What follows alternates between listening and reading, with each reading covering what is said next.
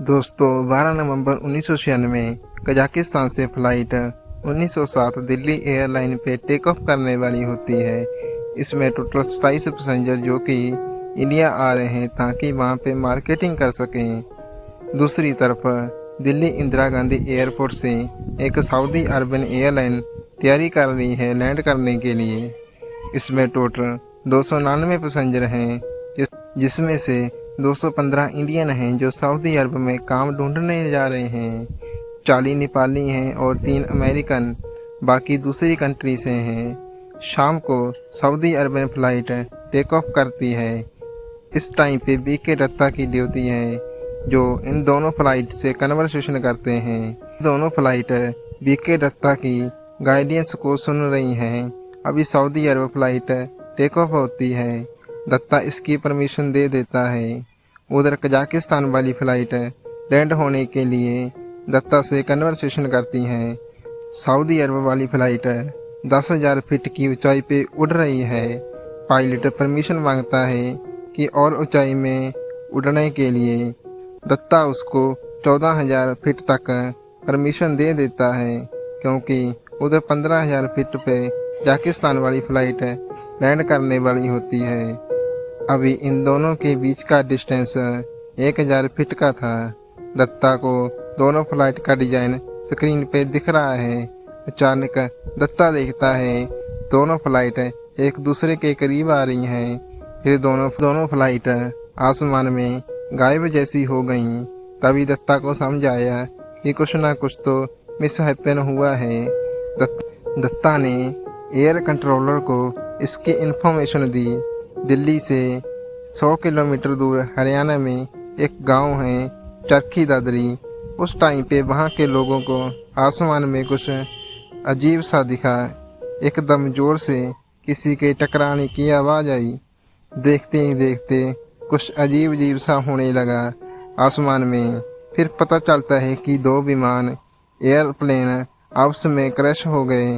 यहीं से शुरू होती है इंडिया की पहली प्लेन क्रैश हिस्ट्री। आखिर ऐसा क्यों और कैसे हुआ? दोस्तों, आपको पता है कि जैसे हमारी धरती पे गाड़ियाँ चलती हैं, इसके लिए सड़क बनाई जाती हैं, कितनी स्पीड से चलना है, वैसे ही आसमान में सड़कें बनाई जाती हैं, जिसको हम बोलते हैं एयर फ्लाइट को अपने ही बनाए रास्ते पे चलना होता है। जून 2023 में उड़ीसा में खतरनाक ट्रेन एक्सीडेंट हुआ। बिल्कुल ऐसा ही इन फ्लाइट के साथ हुआ था, लेकिन इनमें कुछ डिफरेंस था। जब कोई प्लेन रेडी होता है अपनी उड़ान के लिए, तो वो अपना कंट्रोलर के हिसाब से चलता है। जो इंस्ट्रक्शन उसको कंट्रोलर देता है उसी को फॉलो करता है। लेकिन ट्रेन में ऐसा कुछ नहीं होता।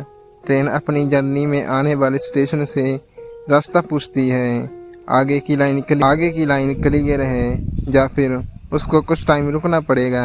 एयरप्लेन आसमान में रुक नहीं सकता, जिसके लिए उसको कंट्रोलर की ज़रूरत होती है।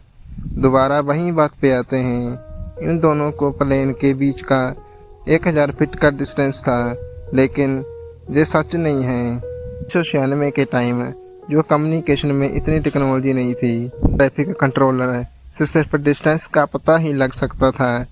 अल्टीट्यूड पता लगाने के लिए पायलट से कम्युनिकेशन करनी होती थी।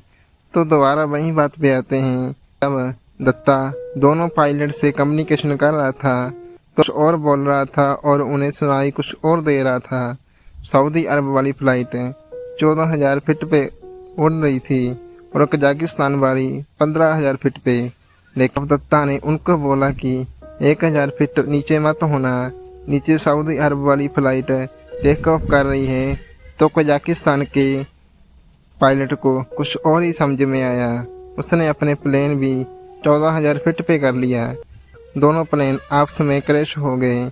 इसके बाद गवर्नमेंट ने इस चीज़ पे ज़्यादा ध्यान दिया, क्योंकि ये इंडिया की पहली प्लेन क्रैश लैंडिंग थी। कहते हैं कि गलती करने के बाद ही अकल आती है।